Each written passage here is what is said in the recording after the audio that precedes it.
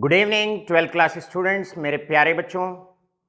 अब घर बैठे पढ़ाई होगी फ़ोन पर, जब आईटी एक्सपर्ट वंश कैमरामैन यश के साथ होंगे आपके MS sir live.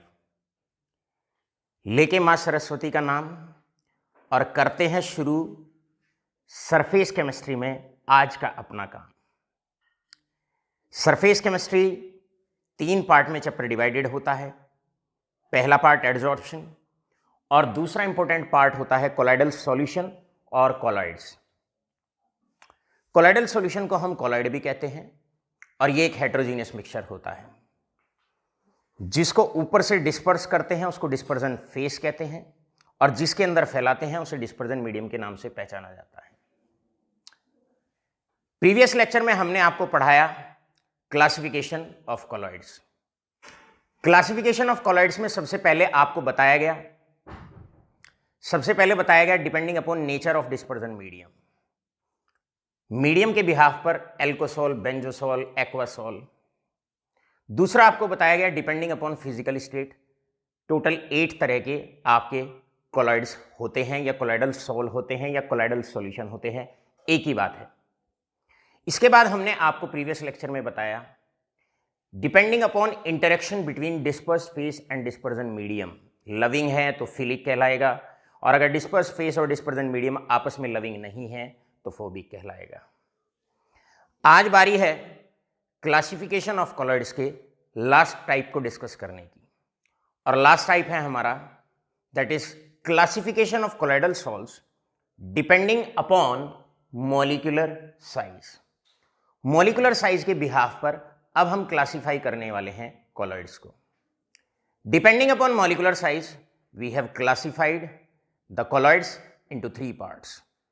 First one is multimolecular colloids, second one is macromolecular colloids and third one is associated colloids. चलो बच्चों शुरू करते हैं first type of colloid and first type of colloid is multimolecular colloids. इससे पहले कि multimolecular colloid शुरू करें, colloids की 2 डेफिनेशन आपके हर वक्त दिल और दिमाग दोनों पे होनी चाहिए। और क्या है वो दोनों डेफिनेशन? दोनों डेफिनेशन में पहली डेफिनेशन है एक सब्सटेंस को आप डिसॉल्व करें और डिसॉल्व करने के बाद अगर वो एसपीएम से पास ना हो तो ऐसे सब्सटेंस को कोलॉइड और उस सॉल्यूशन को कोलॉइडल सॉल्यूशन या कोलॉइडल सॉल्ट कहा जाता है। लेकिन दूसरी डेफिनेशन मोस्ट मॉडर्न और ज्यादा एक्यूरेट है। आप लोग जानते हैं कोलॉइड का मतलब होता है डिसॉल्व्ड स्टेट में अगर किसी सब्सटेंस का साइज 1 नैनोमीटर से लेके 1000 नैनोमीटर के अगर बीच में लाई करता है इन द डिसॉल्व्ड स्टेट, या 10 एंगस्ट्रॉम से लेकर 10,000 एंगस्ट्रॉम के अगर बीच में लाई करता है तो हम उस सब्सटेंस को कोलॉइड कहते हैं। चलो बच्चों करते हैं शुरू आज का काम। सबसे पहले शुरू करते हैं multi molecular colloids. Multi molecular colloids का मतलब क्या होता है, किस टाइप के ये कोलॉइड होते हैं? देखिए, अगर मान लो हमारे पास एक सब्सटेंस है जिसमें पार्टिकल का जो साइज है मान लो वो 1 नैनोमीटर से कम है।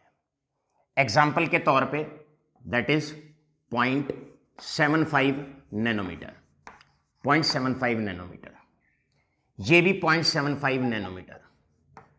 तो मेरे प्यारे बच्चों आप जानते हैं कि यहां पर सब्सटेंस 1 नैनोमीटर से, पार्टिकल का जो साइज है वो 1 नैनोमीटर से छोटा है। इसका मतलब इस वक्त ये सब्सटेंस क्रिस्टलॉइड की तरह एक्ट कर रहा है, कोलॉइड की तरह एक्ट नहीं कर रहा है। अब हम क्या करें, इसी सब्सटेंस को एक ऐसे सॉल्वेंट के अंदर डिसॉल्व कर दें, जहां पर इसके पार्टिकल आपस में एसोसिएट होना शुरू हो जाएं और जुड़ना शुरू हो जाएं। अब मान लो हमने इस सब्सटेंस को एक ऐसे सॉल्वेंट में डिसॉल्व किया, डिस्पर्स किया, जहां पर इसके 2 पार्टिकल मिलके एक हो गए, डाइमर फॉर्मेशन शुरू हो गई। अब अगर 2 पार्टिकल मिलके एक हो जाएं तो साइज पार्टिकल का आ जाएगा दैट इज 1.5 नैनोमीटर। और अब आप जानते हैं अगर किसी भी सब्सटेंस का डिसॉल्व्ड स्टेट में अगर साइज 1.5 नैनोमीटर मतलब 1 नैनोमीटर और 1000 नैनोमीटर के बीच में आता है, तब वो सब्सटेंस एक्ट करता है। अब ये सब्सटेंस एक्ट करेगा एज अ कोलॉइड। तो अब यहां पर ये सब्सटेंस एक्ट करेगा एज ए कोलॉइड। इस तरीके से अगर कोई कोलॉइड जेनरेट होता है, बनता है, तो इस कोलॉइड को हम कहेंगे मल्टी मॉलिक्यूलर कोलॉइड्स। क्यों कहेंगे मल्टी मॉलिक्यूलर कोलॉइड्स? क्योंकि ये जो कोलॉइड है ये मल्टी छोटे छोटे पार्टिकल्स के एसोसिएशन से मिलके बना है। मल्टी मॉलिक्यूल्स के जुड़ने से, छोटे छोटे मॉलिक्यूल्स के जुड़ने से, मल्टी मॉलिक्यूल्स के आपस में जुड़ने से कोलॉइड बना है।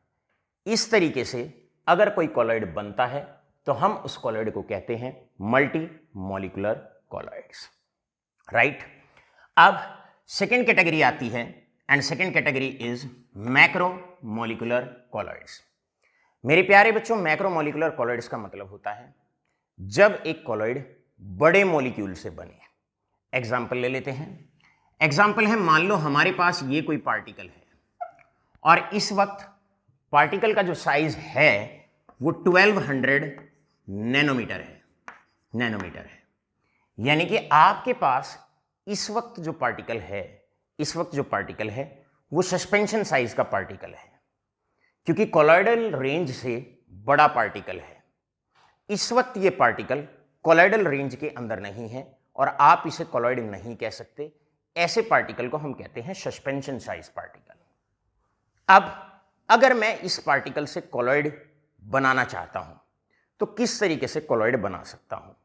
मैं क्या करता हूं, ऐसे सब्सटेंस को मैं एक ऐसे सॉल्वेंट के अंदर डिसॉल्व करता हूं, जहां पर ये सस्पेंशन साइज पार्टिकल टूट जाए। अब मैंने इसको डिसॉल्व किया, एक ऐसे सॉल्वेंट में डिसॉल्व किया जहां पर ये जो सस्पेंशन साइज पार्टिकल है, बड़ा पार्टिकल है, मैक्रोमोलिक्यूल है। मैक्रोमोलिक्यूल डिसोशिएट हुआ और डिसोशिएट होकर मान लो ये टूट गया और टूट के 600 नैनोमीटर और 600 नैनोमीटर ये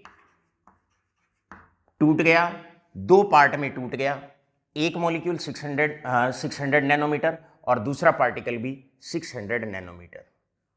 अब आप जानते हैं इस वक्त ये पार्टिकल जो इसके टूटने से बने हैं ये कोलॉइडल रेंज के अंदर आ गए। अब ये एक्ट करेगा as a colloid. Now this substance will act as colloid. So यहां पर इंपॉर्टेंट बात क्या रही? इंपॉर्टेंट बात ये रही कि आपने कोलॉइड्स को जो जेनरेट किया वो एक मैक्रोमोलिक्यूल से किया, बड़े मॉलिक्यूल से किया, उसको डिसइंटीग्रेट करके, उसको तोड़ के आपने कोलॉइड्स बनाए। इसका मतलब, क्योंकि ओरिजिन एक मैक्रोमोलिक्यूल है, अगर आप मैक्रोमोलिक्यूल से तोड़ के उसको अगर कोलॉइड बनाते हैं तो जो कोलॉइड बनता है उस कोलॉइड को मैक्रोमोलिकुलर कोलॉइड कहलाया जाता है। यहां पर अभी इन दोनों टाइप से आपसे क्वेश्चन बन सकता है और क्वेश्चन आपसे कुछ इस प्रकार बन सकता है। That is the question is tell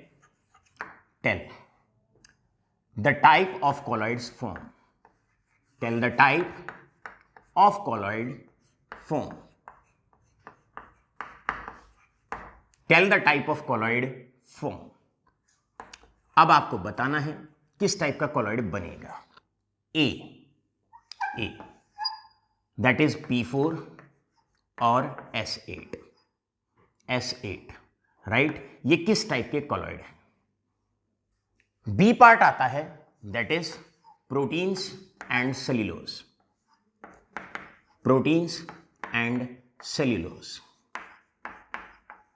मेरे प्यारे बच्चों, पहले वाले केस में आपको साफ साफ दिख रहा है, क्या दिख रहा है कि ये जो पार्टिकल है, ये जो कोलॉइड है, फास्फोरस का और सल्फर का जो कोलॉइड है, यहां पर छोटे छोटे एटम्स फॉस्फोरस के आपस में मिले हैं और तब जाके P4 कोलॉइड बना है। अब आप जानते हैं छोटे छोटे पार्टिकल से मिलके अगर कोलॉइड बनता है या मल्टी मॉलिक्यूल से मिलके अगर कोलॉइड बनता है तो ऐसे कोलॉइड को हम कहते हैं, ऐसे कोलॉइड को हम कहेंगे it is multi molecular colloid. तो ये किस टाइप का कोलॉइड हुआ? मल्टी मॉलिक्यूलर कोलॉइड हुआ। अब सेकंड वाले केस में प्रोटीन्स और सेल्यूलोज बड़े साइज पार्टिकल होते हैं, मैक्रो साइज पार्टिकल होते हैं, और अगर इनसे हम सोल बनाते हैं तो जो कोलॉइड बनेगा उस कोलॉइड को कहा जाएगा that is macro molecular colloids. Macro molecular colloids. So मेरे प्यारे बच्चों, यहां पर आपका मैक्रो मॉलिक्यूलर कोलॉइड्स, यहां पर अगर हम बात करें तो यहां पर आकर आपकी दो बातें बड़ी क्लियर सी हो जाती हैं। क्या है क्लियर सी? अगर छोटे छोटे पार्टिकल से मिलके कोलॉइड बनता है तो मल्टी मॉलिक्यूलर कोलॉइड कहलाएगा, और अगर बड़े पार्टिकल्स के डिसइंटीग्रेशन से अगर कोलॉइड बनता है तो मैक्रो मॉलिक्यूलर कोलॉइड कहलाएगा। अब हमेशा याद रखिए, एक जनरल सी बात है, अगर पार्टिकल तोड़ना हो, जैसे इस पार्टिकल को आपने ब्रेक डाउन किया, तो जनरली पार्टिकल को पोलर सॉल्वेंट जैसे कि पानी और एथेनॉल इसमें डाला जाता है। याद रखिएगा, अगर पार्टिकल को ब्रेक डाउन करना हो तो जनरली हम जो सॉल्वेंट लेते हैं वो पोलर सॉल्वेंट लेते हैं, और अगर पार्टिकल को आपस में जोड़ना हो तो उस केस में हम जो सॉल्वेंट का सिलेक्शन करते हैं वो जनरली हम नॉन पोलर सॉल्वेंट का सिलेक्शन करते हैं। तो यहां पर आपसे क्वेश्चन भी पूछा जा सकता है, and the second question that can be asked, tell select the type of solvent used. Select the type of solvent used during the preparation of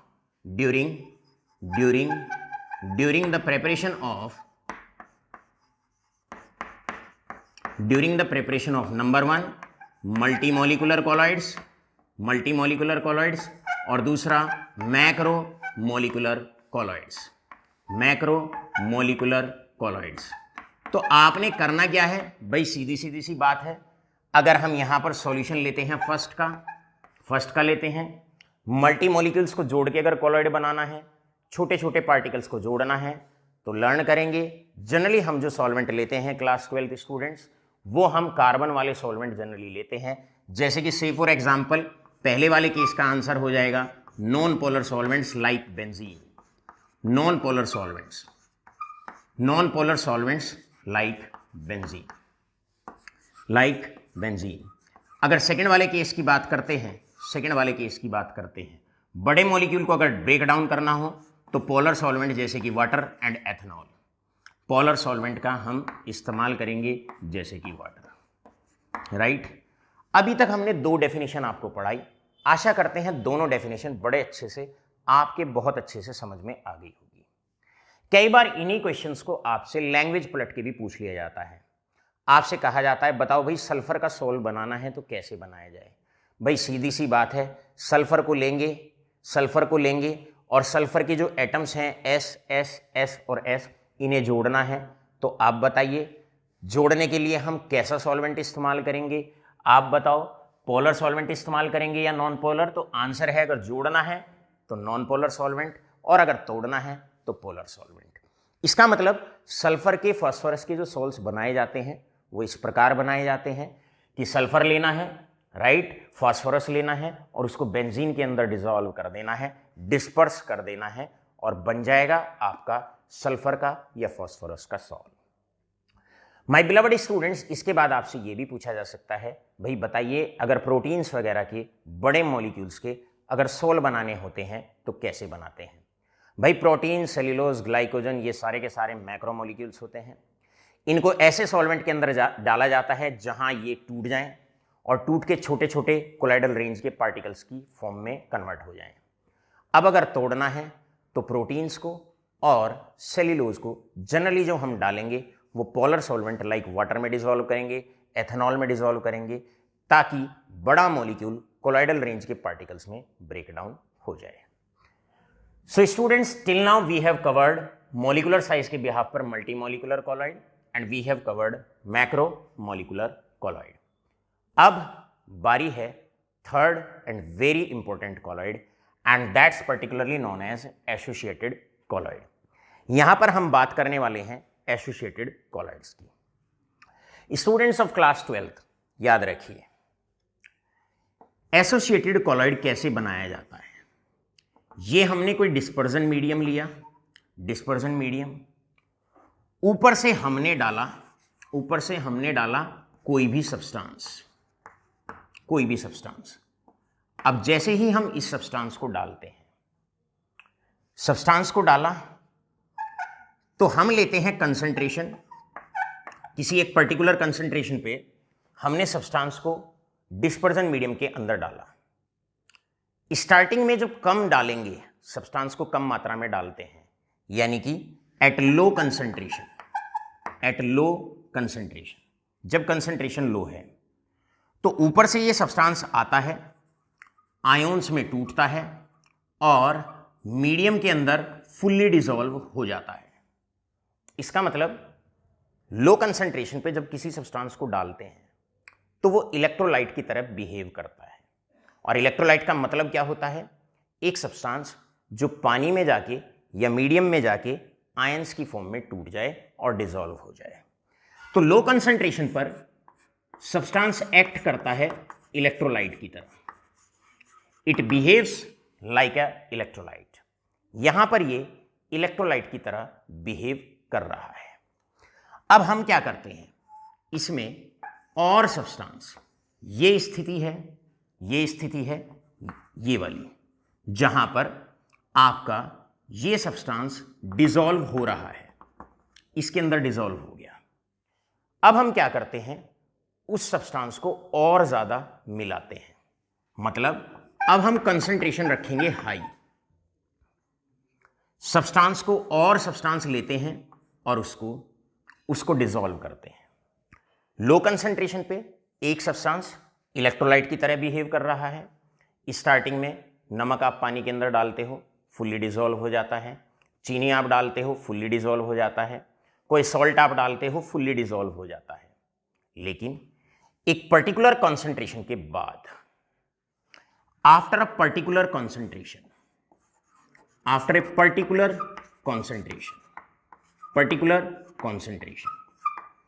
अब क्या होता है, अगर आप और सब्सटेंस डालते हो तो एक वक्त ऐसा आता है जब सब्सटेंस आपस में जुड़ना शुरू हो जाता है, ऐसे जुड़ना शुरू हो जाता है, एसोसिएट होना शुरू हो जाता है और एसोसिएट होके आ जाता है कोलॉइडल रेंज में, इस प्रकार जो कॉलॉइड बनता है उस कॉलॉइड को एसोसिएटेड कॉलॉइड, या तो हम उसे एसोसिएटेड कॉलॉइड के नाम से पहचानेंगे या फिर हम उसको मिसल के नाम से पहचानेंगे। इधर it will be known as associated colloid, या तो हम उसे एसोसिएटेड कॉलॉइड कहेंगे या फिर हम उसे मिसल कहेंगे। एक बार पुनः मैं इसको रिपीट करता हूं, एक सब्सटेंस को जब लो कंसंट्रेशन पर डालते हैं तो वो इलेक्ट्रोलाइट की तरह बिहेव करता है। इसका मतलब सब्सटेंस मीडियम के अंदर फुल्ली डिसॉल्व हो जाता है।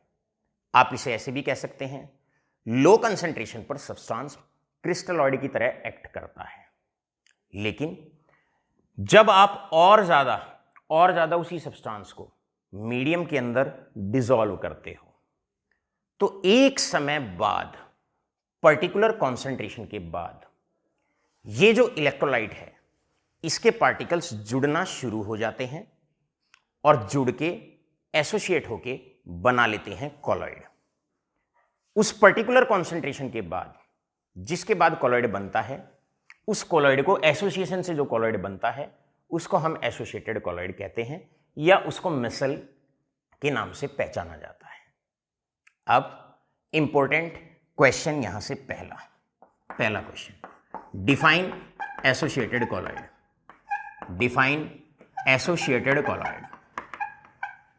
आपसे क्वेश्चन पूछा जाएगा, भाई एसोसिएटेड कॉलॉइड को डिफाइन करो। आप कहोगे, a substance in the low concentration act as a electrolyte but after a particular concentration, due to the association of particles, a associated colloid is being formed. A colloid is formed which is known as associated colloid, या उसको हम मिसल भी कह सकते हैं, और oblique मिसल, और oblique मिसल, right. अब आप जानते हैं स्टार्टिंग में तो वो डिसॉल्व हुआ था, एक पर्टिकुलर कॉन्सेंट्रेशन के बाद जुड़ के कॉलॉइड बना, मिसल बना। अब वो कौन सी कॉन्सेंट्रेशन है? 1 चम्मच डाली, डिसॉल्व हो गया, दूसरी चम्मच डाली हमने इलेक्ट्रोलाइट की, उसके बाद वो जुड़ना शुरू हुआ। तो मिनिमम जुड़ना जो शुरू होता है वो 2 स्पून के बाद होता है। एक पर्टिकुलर कॉन्सेंट्रेशन के बाद पार्टिकल जुड़ के कॉलॉइड बनाता है, राइट।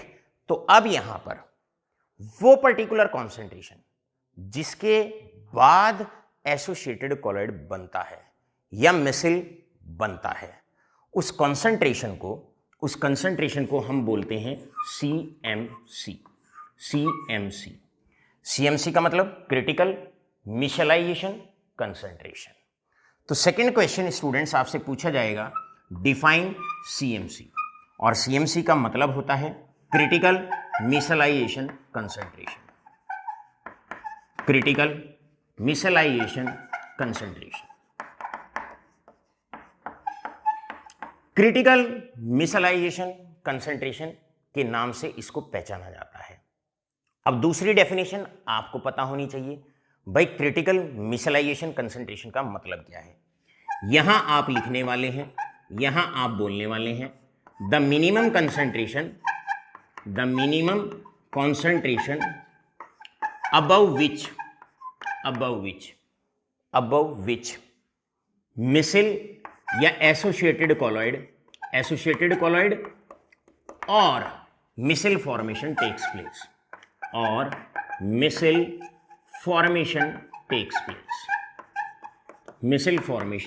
प्लेस। सो स्टूडेंट्स यहां पर आपसे दोनों डेफिनेशन बहुत इंपॉर्टेंट हैं। एसोसिएटेड कॉलॉइड एक सब्सटेंस जब लो कंसंट्रेशन में डिसॉल्व होता है इलेक्ट्रोलाइट की तरह बिहेव करता है, लेकिन अगर उसी सब्सटेंस की मात्रा बढ़ाते जाओगे एक पर्टिकुलर कंसंट्रेशन के बाद एसोसिएट होना शुरू हो जाएगा और कॉलॉइड बना लेगा, कॉलॉइडल रेंज में आ जाएगा या कॉलॉइड बना लेगा। ऐसे कॉलॉइड को एसोसिएटेड कॉलॉइड और मिसल के नाम से पहचाना जाता है। अब जिस कॉन्सेंट्रेशन के बाद ये मिसल फॉर्मेशन होती है, एसोसिएटेड कॉलॉइड बनता है जिस कॉन्सेंट्रेशन के बाद, उस कॉन्सेंट्रेशन को सीएमसी अर्थात क्रिटिकल मिशलाइजेशन कॉन्सेंट्रेशन के नाम से पहचाना जाएगा। आपसे नेक्स्ट पूछा जाएगा यहीं पर, next question, define craft temperature. भाई क्राफ्ट टेम्परेचर क्या है? वो टेम्परेचर जिस पे ये आपस में जुड़ते हैं या जिस पे मिसल बनता है, या वो टेम्परेचर जिस पर यहां पर ये एसोसिएटेड कॉलॉइड बनता है। तो तीसरी सिंपल सी डेफिनेशन आपने यहां पर देनी है, that is the temperature at which micelle formation takes place.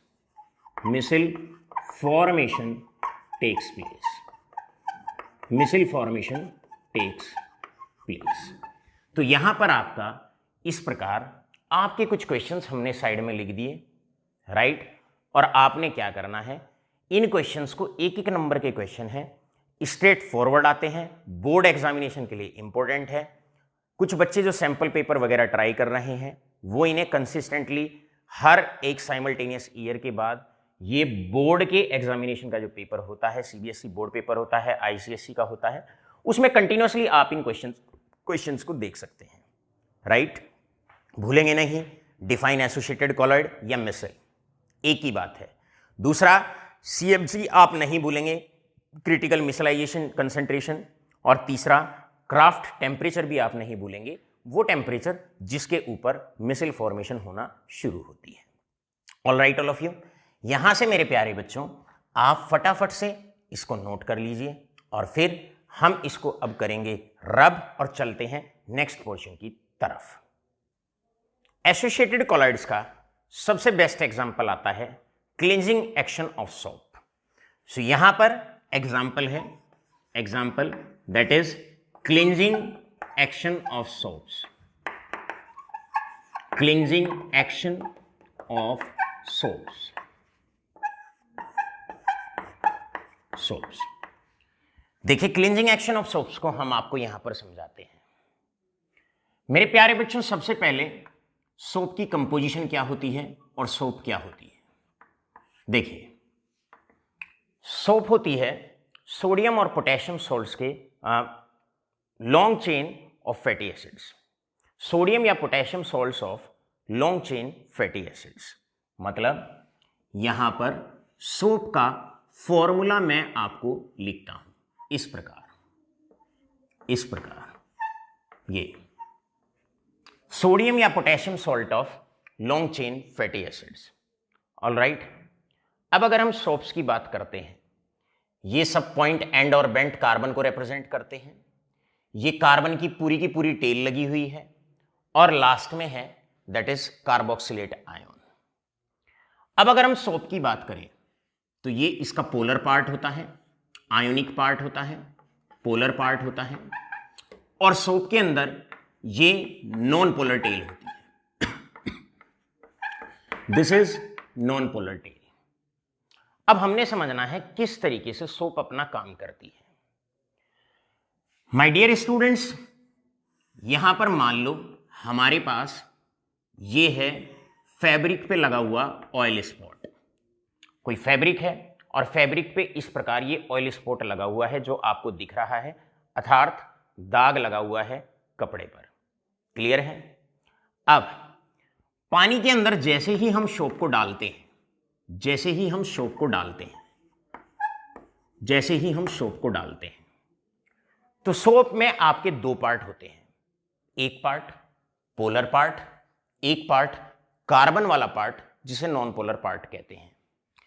अगर मैं इजियर वे में इस कार्बोक्सिलेट आयन को मैं फिलहाल आसान बनाने के लिए क्या करता हूं, यहां पर एक सिंपल सा COO नेगेटिव था तो मैं इसको यहां पर एक नेगेटिव चार्ज लगा देता हूं। नेगेटिव चार्ज मतलब ये नेगेटिव एंड है आपके पास।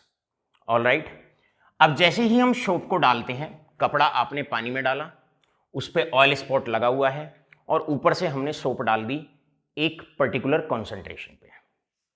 अब ऑयल होता है नॉन पोलर, ध्यान से समझिएगा, ऑयल होता है नॉन पोलर और सोप में भी होती है नॉन पोलर टेल। तो स्टार्टिंग में क्या होता है, सोप के जो पार्टिकल होते हैं, वो जो नॉन पोलर पार्ट होता है वो आपका ऑयल से जाके जुड़ जाता है। ये सॉइल के सब्सटेंसेस हैं, ये सॉइल के पार्टिकल्स हैं, इसके सोप के पार्टिकल्स हैं। क्लियर है? और ये बड़ी अच्छी मात्रा में आपके ऑयल स्पॉट से जाके जुड़ जाते हैं, अच्छी मात्रा में इससे जाके जुड़ जाते हैं, ऐसे जुड़ जाते हैं। और सारे के सारे, ध्यान रहे, सोप का जो नॉन पोलर पार्ट है वो ऑयल से जाके जुड़ जाता है, चारों तरफ से उसको सराउंड कर लेते हैं। अब सोप का जो पोलर हेड होता है वो हमेशा ऑयल से दूसरी तरफ होता है, क्योंकि नॉन पोलर से जुड़ता है तो पोलर को वो रिपेल करता है। तो नेगेटिव पार्ट बाहर की तरफ को रहेगा, पोलर पार्ट बाहर की तरफ को रहेगा। नॉन पोलर जाके, जो ये नॉन पोलर टेल होती है सोप की, ये ऑयल से जाके जुड़ जाती है। सारे अपनी तरफ को इसको खींचते हैं। जब सारे अपनी तरफ को इसको खींचेंगे तो उस केस में क्या होगा, ये जो ऑयल स्पॉट है ये सारा का सारा टूट जाएगा, बिखर जाएगा, फैब्रिक से अलग हो जाएगा। अब ये बिखर चुका है और ये इस प्रकार छोटे छोटे पार्टिकल्स में डिसोशिएट हो चुका है। ऑयल का बड़ा स्पॉट इस प्रकार छोटे छोटे पार्टिकल्स में डिसोशिएट हो जाता है।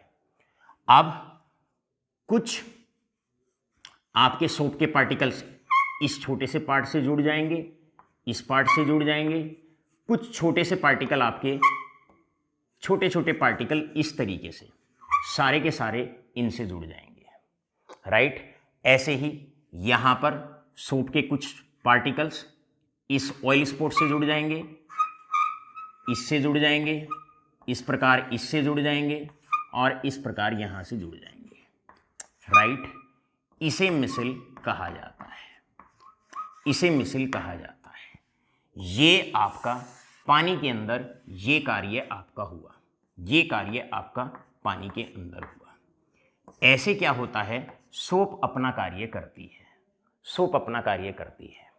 सोप का फॉर्मूला ये होता है, this is the formula for the soap. Fabric पे ऑयल स्पॉट लगा हुआ है, एक पर्टिकुलर ढक्कन भर के हम सोप डालते हैं, मिनिमम कॉन्सेंट्रेशन तो लेनी पड़ेगी। उस दौरान सोप के पार्टिकल्स ऑयल से आके जुड़ते हैं, सारे के सारे अपनी तरफ ऑयल स्पॉट को खींचते हैं और फाइनली जो ऑयल स्पॉट होता है वो फैब्रिक से अलग हो जाता है, छोटे छोटे पीसेस में अलग हो जाता है। अब ये जो एसोसिएशन होता है सोप के पार्टिकल्स का और ऑयल के स्पॉट का, ये जो एसोसिएशन होता है इसे मिसिल कहा जाता है, इसे हम मिसिल कहते हैं, या आप इसको एसोसिएटेड कॉलॉइड के नाम से भी पहचानते हैं। इस प्रकार आप जो है इसको भी अच्छे से समझा सकते हैं कि क्लींजिंग एक्शन ऑफ सोप भी एक तरीके से एसोसिएटेड कॉलॉइड का या मिसिल फॉर्मेशन का एग्जाम्पल बनता है। यहां पर आपसे क्वेश्चन पूछा जा सकता है, now the question that can be asked from you is, और ये आपका क्वेश्चन बनता है इस प्रकार, हम कहेंगे यहां पर that is right cleansing action of soap, right cleansing action of soap.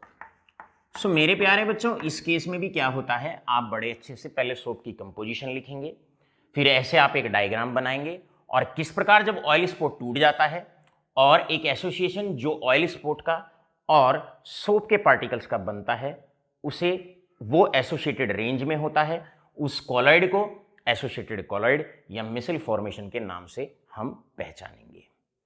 आशा करता हूं फोर्थ क्लासिफिकेशन बहुत अच्छे से, बहुत दुरुस्त तरीके से आपके समझ में आ गया होगा।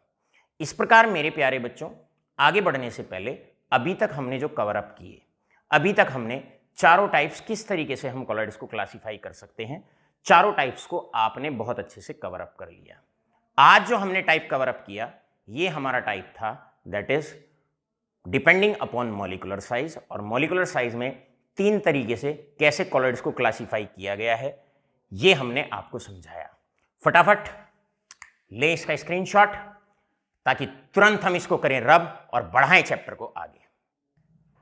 मेरे प्यारे बच्चों, अब बारी है यहां से प्रिपरेशन ऑफ कोलाइडल सोल्स कि किस तरीके से हम कोलाइडल सोल्स को बनाते हैं।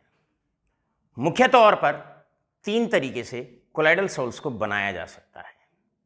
सबसे पहला मेथड होता है मैकेनिकल डिसइंटीग्रेशन। यहां पर क्या होता है मैकेनिकल डिसइंटीग्रेशन में, हमारे पास कोलाइडल मील होता है, कोलाइडल मील होता है जिसमें मशीन्स होती हैं।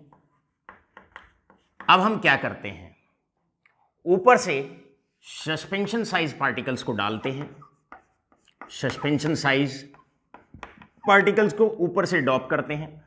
बड़े बड़े पार्टिकल्स होते हैं, पत्थर की फॉर्म में होते हैं, छोटे छोटे, क्लियर। अब ये 2 शाफ्ट होती हैं, ये इस तरीके से ऑपोजिट डायरेक्शन में, ये 2 शाफ्ट हैं इस तरीके से ऑपोजिट डायरेक्शन में रोटेट करती हैं, और जैसे ही वो रोटेट करती हैं तो ये जो कोलाइडल पार्टिकल्स हो, ये जो सस्पेंशन साइज के बड़े बड़े पार्टिकल्स होते हैं ये इन दोनों शाफ्ट के बीच में आ जाते हैं और छोटे छोटे बिट्स में, छोटे छोटे पार्टिकल्स में कन्वर्ट हो जाते हैं, अर्थात कोलाइडल पार्टिकल्स में कन्वर्ट हो जाते हैं। तो होता है क्या, हमारे पास कोलाइडल मील है, कोलाइडल मील में हम ऊपर से डालते हैं सस्पेंशन साइज पार्टिकल्स, 2 शाफ्ट होती हैं, ऑपोजिट साइड में ये हाई स्पीड के साथ रोटेट करती हैं, इनके बीच में जैसे ही सस्पेंशन साइज का पार्टिकल आता है वो डिसइंटीग्रेट हो जाता है, टूट जाता है, छोटे छोटे कोलाइडल पार्टिकल्स की फॉर्म में ब्रेकडाउन हो जाता है। इसका मतलब आपसे कहा जाए भाई डिफाइन करो मैकेनिकल डिसइंटीग्रेशन क्या है, तो आप कैसे डिफाइन करेंगे, the conversion of bigger size suspension size particle into the colloidal particles. Suspension size particle का कोलॉइडल पार्टिकल्स में तब्दील करना by entering those particles into the colloidal mill, colloidal mill में एंट्री करा के। अब प्यारे बच्चों, इसका सबसे सरल और सबसे बेहतरीन सा उदाहरण होता है, पश्चिमी उत्तर प्रदेश के बच्चे हैं आप लोग, राइट। आप जानते हैं, आपने देखा होगा आटा चक्की। आटा चक्की में क्या होता है, ऊपर से आप अनाज के पार्टिकल्स डालते हो। अब वो सस्पेंशन साइज पार्टिकल होता है, गेहूं आपको दिखता है, उसके पार्टिकल्स आपको दिखते हैं, राइट। अब जैसे ही हम उसको आटा चक्की में डालते हैं, ऊपर से आप बिल्कुल सेम सिस्टम होता है, ऊपर से आप अनाज के पार्टिकल्स को डालते हैं। अब चक्की में क्या होता है, दो शाफ्ट होती हैं, दो बाट उनको बोलते हैं। अब वो अनाज का पार्टिकल जैसे ही उन दोनों बाट के बीच में आता है, टुकड़े टुकड़े हो जाते हैं और आटे की फॉर्म में बाहर आ जाता है। आटे के जो पार्टिकल्स होते हैं जनरली वो कोलॉइडल रेंज के होते हैं। तो ये मैकेनिकल डिसइंटीग्रेशन बिल्कुल सेम मेथड है, क्लियर है। जैसे कि आटा चक्की का हम एग्जांपल ले सकते हैं। गेहूं को किस प्रकार गेहूं से आटा बनाया जाता है, सस्पेंशन से कोलॉइडल पार्टिकल बनाए जाते हैं by introducing the particles into the colloidal mill. तो ये आपका सबसे सरल और सबसे साधारण सा तरीका होता है, लेकिन इस तरीके को हम जनरली जो लगाते हैं वो लगाते हैं अगर आपके पास सस्पेंशन साइज के पार्टिकल हैं और आप उन सस्पेंशन साइज के पार्टिकल्स को कोलॉइडल पार्टिकल्स में तब्दील करना चाहते हैं। डिसइंटीग्रेशन का मतलब ही होता है तोड़ना। तो यहां पर सस्पेंशन साइज के पार्टिकल को डिसइंटीग्रेट या ब्रेक डाउन किया जाता है into the colloidal particles. Second तरीका होता है, सेकंड वे होता है, जिसे हम कहते हैं ब्रेडिक्स आर्क मेथड।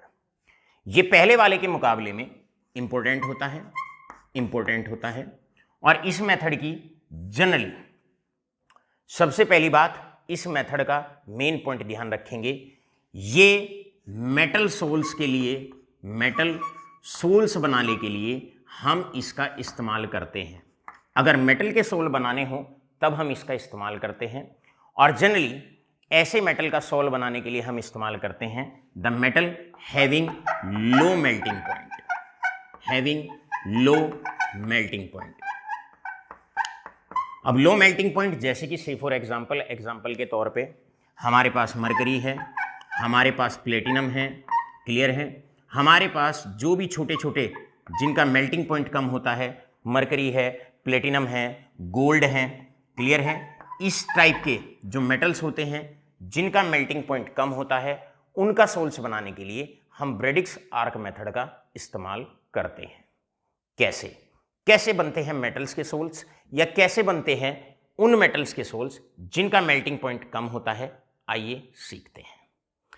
मेरे प्यारे बच्चों, यहां पर हम बिल्कुल, यहां आटा चक्की वाला अरेंजमेंट है, यहां बिल्कुल ऐसा अरेंजमेंट होता है जैसे कि अगर आपने ठेली पर कोई अगर आइसक्रीम बेचने आता है और उसका कंटेनर अगर आपने वॉच किया हो, बाहर एक वुडन सरफेस होती है, क्लियर, अंदर एक मेटल की सरफेस होती है, ये एक मेटल की सरफेस है, राइट, बाहर वुडन सरफेस है, बाहर वुडन सरफेस है, राइट, बाहर वुडन सरफेस है, अंदर मेटल की सरफेस है।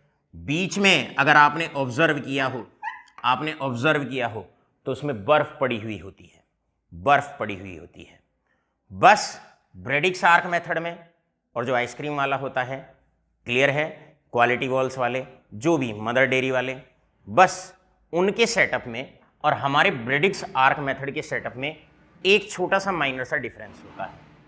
डिफरेंस ये होता है, यहाँ पर कॉर्नेटो आइसक्रीम पड़ी हुई होती है, बहुत सारे पाइप पड़े हुए होते हैं, कप पड़े हुए होते हैं आइसक्रीम के, लेकिन हमारे यहाँ पर ब्रेडिक्स आर्क मेथड में क्या होता है, ये रहा डिस्पर्जन मीडियम, ये रहा डीएम का मतलब डिस्पर्जन मीडियम। अब मेरे प्यारे बच्चों, चाहे वो गोल्ड है, प्लेटिनम है, मरकरी है, कोई भी मेटल है आपका, राइट, हमने करना क्या होता है, जिस मेटल का सोल बनाना होता है उसकी इलेक्ट्रोड बनाते हैं इस प्रकार। जो भी मेटल है जिसका सोल बनाना है उसकी इलेक्ट्रोड बनाई जाती है। इसका मतलब यहां पर हेडिंग डालेंगे कि जो इलेक्ट्रोड है वो मेटल की है, इलेक्ट्रोड मेटल की है जिसका सोल आपको बनाना है, राइट। मान लो ये दोनों के दोनों जो इलेक्ट्रोड हैं, मान लीजिएगा कि वो प्लेटिनम की है।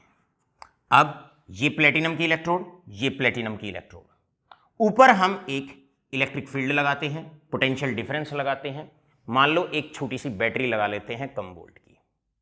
अब किस प्रकार सॉल्व बनाते हैं, ये मान लो दिस इज द बैटरी, ये आपके, आप समझ लीजिएगा ये बैटरी है, हंसना नहीं है, राइट। ये आपकी दो इलेक्ट्रोड है मेटल की। अब एक पॉजिटिव एंड एक नेगेटिव एंड, हम डिस्पर्जन मीडियम के अंदर इनको टच करते हैं, इस प्रकार इन्हें आपस में टच कराते हैं। जब इसको और इसको, ये पॉजिटिव प्लेट, ये नेगेटिव प्लेट, जब ये आपस में टच करेंगी तो यहां पर स्पार्क प्रोड्यूस होगा, स्पार्क प्रोड्यूस होगा।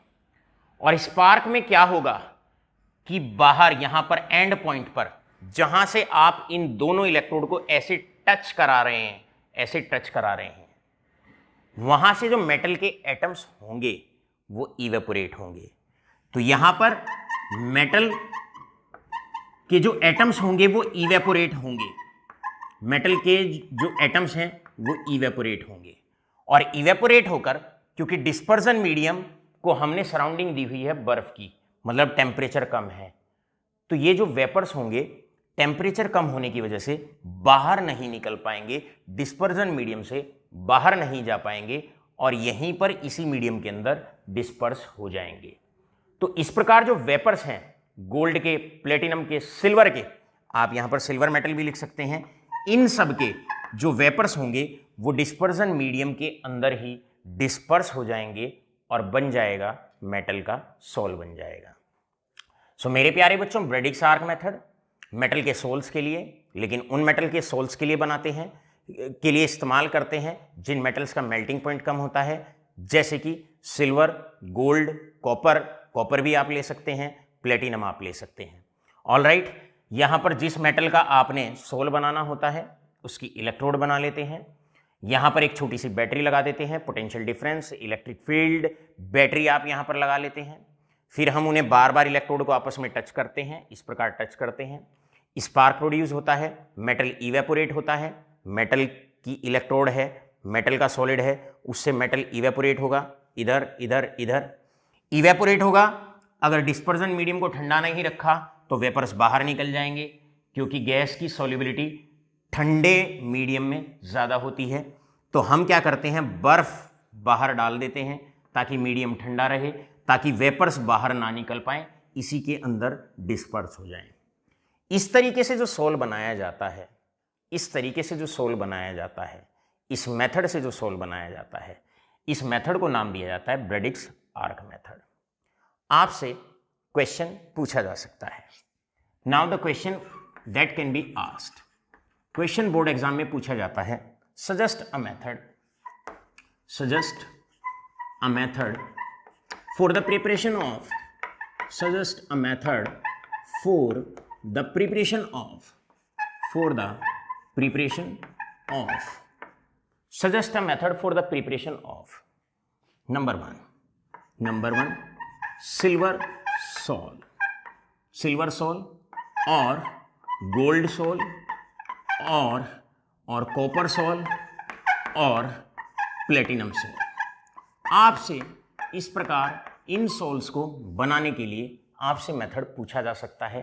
तो सीधा सबका आंसर होता है, सारे मेटल हैं जिनका मेल्टिंग पॉइंट कम होता है, ऑलराइट। और यहां पर सीधा आंसर आपने लिखना है by Bredig's arc method, by Bredig's arc method. भाई सीधा सीधा आपने ये आंसर इसका दे देना है। इसके बाद आपसे सेकंड क्वेश्चन पूछा जा सकता है, कैन वी यूज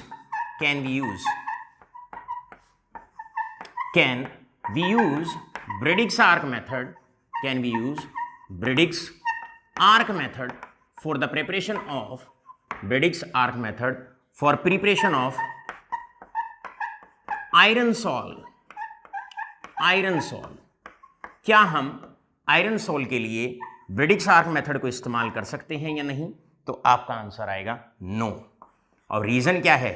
उसका रीजन है क्योंकि इस मेटल का, आयरन का मेल्टिंग पॉइंट हाई होता है because of its high melting point, because of its high melting point, क्योंकि इसका मेल्टिंग पॉइंट ज़्यादा होता है। अब मेल्टिंग पॉइंट ज़्यादा होने से क्या होगा भाई, आयरन की इलेक्ट्रोड बनाओगे, स्पार्क तो प्रोड्यूस होगा, लेकिन उस स्पार्क से जो आयरन के एटम्स हैं वो निकल नहीं पाएंगे, वेपर्स नहीं निकल पाएंगे, वेपर्स नहीं निकल पाएंगे, ये वेपर्स हैं, क्लियर है, वेपर्स नहीं निकलेंगे तो खाली डिस्पर्जन मीडियम बाहर रह जाएगा, और डिस्पर्जन फेस जो है जहां पर मेटल के एटम्स होते हैं वो एटम्स वहां पर जनरेट नहीं होंगे, मिक्स नहीं होंगे, सोल नहीं बनेगा। इस प्रकार माय स्टूडेंट्स आज हमने कवर अप किया कोलाइडल सोल में, कोलाइडल पार्टिकल्स में हम अभी तक कवर अप करा चुके हैं आपको। कोलाइड्स क्या होते हैं, क्लासिफिकेशन ऑफ कोलाइड्स के 4 टाइप हम करा चुके हैं, और आपको प्रिपरेशन ऑफ कोलाइडल सोल्स में आज हमने 2 मेथड आपको बता दिए हैं। 2 मेथड में मैकेनिकल डिसइंटीग्रेशन आटा चक्की वाला मेथड होता है, और दूसरा ब्रेडिक्स आर्क मेथड आइसक्रीम वाला सेटअप होता है पूरा का पूरा। बस ध्यान रखेंगे मेटल जिनका मेल्टिंग पॉइंट कम है उनके लिए इस मेथड को लगाते हैं। आशा करते हैं आपकी शाम, बची हुई शाम शुभ हो। धन्यवाद।